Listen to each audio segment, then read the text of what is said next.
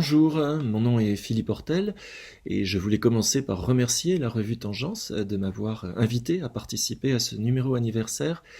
C'est une revue que je connais depuis longtemps en raison de sa transdisciplinarité et dans cet esprit-là, j'ai proposé un article un peu expérimental, il faut bien le dire, tentant de faire une sorte de synthèse sur les relations entre création et communication d'information.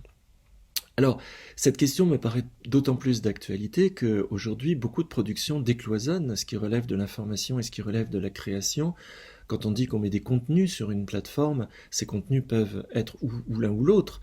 Ça peut être aussi bien une fiction, par exemple, qu'un documentaire. Et un documentaire lui-même peut légitimement revendiquer une part de création, même s'il a une fonction d'information. Pour comparer les deux notions, j'en ai introduit une troisième, qui est la notion de dispositif, qui m'a paru homogène aux deux autres. Un dispositif, on peut le définir de manière très élémentaire comme l'articulation de moyens techniques visant à réguler des échanges, c'est cette dimension pragmatique, tout ceci en véhiculant un message avec des valeurs sémantiques, politiques, éthiques, esthétiques. C'est son contenu.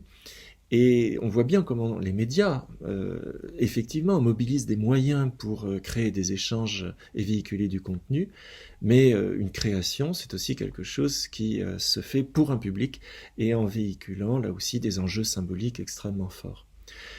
Comme la notion de création elle-même était trop massive, je l'ai décomposée en restant au champ de la mimésis. Je n'ai pas évoqué la musique, par exemple.